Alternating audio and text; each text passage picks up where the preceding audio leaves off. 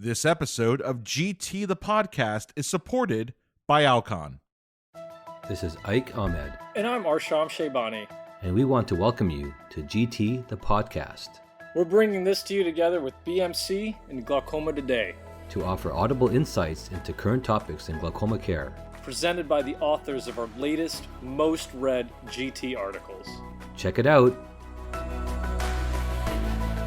Welcome to GT the Podcast. In this episode, Dr. Lynn Gordon, Emeritus Professor of Ophthalmology and Senior Associate Dean of the David Geffen School of Medicine at UCLA, recaps her article, Allyship, The Time Is Now, from the March-April 2021 issue of Glaucoma Today.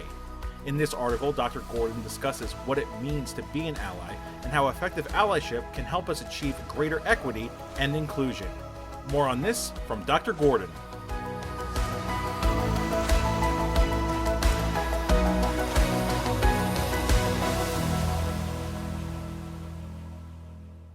The phrase, be an ally, has become part of the current lexicon.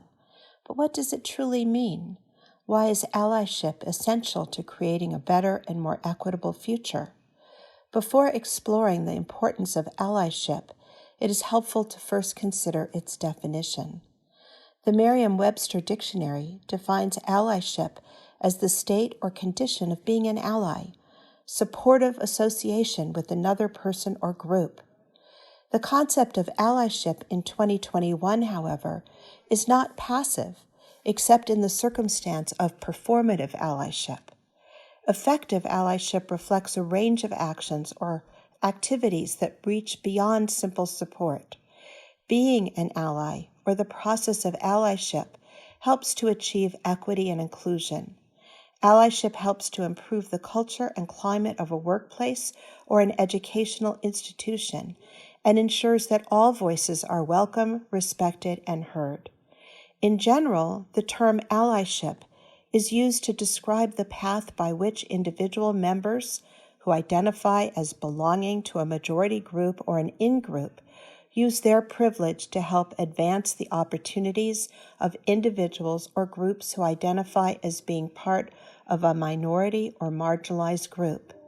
Thus, allyship disrupts prejudice and discrimination inclusive of gender, gender identity, ableism, race, ethnicity, religion, age, and national origin, among other factors.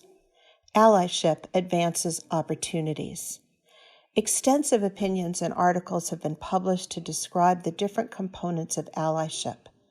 I believe that it is helpful to focus on select elements, including the impact of personal education, the acknowledgement and ownership of privilege, the expansion of one's networks, the honing of active listening skills, the respectful confrontation of wrongs, and sponsorship in addition to mentorship.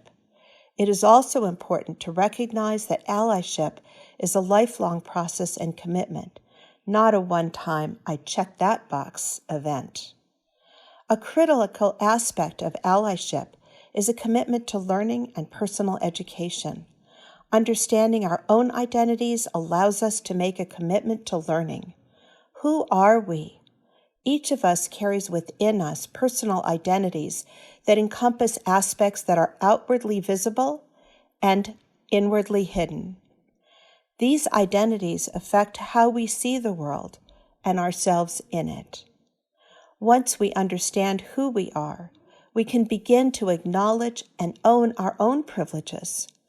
Our privilege is simply not our socioeconomic status or skin color, but rather how our many attributes and identities affect our daily lives and the experiences we have. Acknowledging privilege involves answering questions and undergoing a process of deep reflection. For example, what does it mean if, when we walk into a patient's room or a meeting of peers, our expertise is questioned because of our outwardly facing identity, or no one in the meeting outwardly reflects one of our identities? It may be helpful to use one of the many instruments available online to better understand and reflect on one's own privilege. Most of us spend time with friends, colleagues, and collaborators. But surveys indicate that many of these individuals share similarities with our own identities. People are known to favor their own in-groups. Intentional expansion of one's networks is an important component of becoming an ally. Spending time with people who are different from us expands our horizon and can decrease the hidden biases that each of us carry. Having a diverse network of collaborators also improves the questions we ask or the paths to solving challenges. Having a network alone is insufficient. We must also hone and advance our active listening skills. We must strive to hear the concerns, experiences, and expertise of our colleagues, and then be humble enough to respond through active inquiry to learn more. What is our response when we witness or learn about an event that creates trauma or harm to individuals because of their specific identities? Microaggressions are everyday slights, put-downs, and insults that are experienced too often by individuals from marginalized groups. Microaggressions can cause long-term harm. As an ally, we have a responsibility to speak up when they occur. Whether the individual meant to create discomfort or harm may be in question, whether or not the action was intentional. The most important next step is to recognize the harmful impact and respond. Intervention requires confronting the wrong, providing support if desired to the individual or individuals who were targets of the initial action, and helping to address or educate the individual who initiated the event.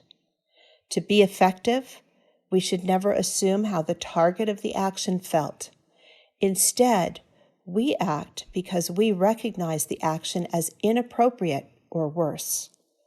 It is important to learn how to recognize and effectively respond to microaggressions and other inequities, including but not limited to policy, public statements, and opportunities for advancement.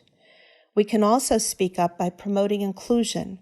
For example, we can point out when a lack of representation exists on committees or in speaking roles at meetings. Most of us physicians are well aware of the importance of mentorship. In addition to being an effective mentor, it is crucial that we use our privilege to be a successful sponsor. Sponsors use their expertise, status within an organization, connections, or networks, and prior successes to help promote the careers of others and provide them with opportunities. Allies use these opportunities to sponsor individuals who may be marginalized and who may be overlooked for academic advancement, research collaborations, recognition and awards, and speaking engagements. Sponsors recognize the excellence in others, and sponsors use their own privilege to enhance the success of others. It has always been important to be an ally, but the events of 2020 have increased the urgency of allyship. The COVID-19 pandemic raised public awareness of the healthcare disparities that were previously known to many of us, but became front-page news. Racial injustices were also more exposed, leading to increased activism to address social and societal justice. Increasing allyship in 2021 will help to address these crucial issues and help us heal our future by increasing equity.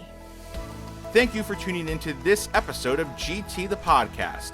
If you have any feedback or topic suggestions, find us on Instagram, LinkedIn, Facebook, or Twitter.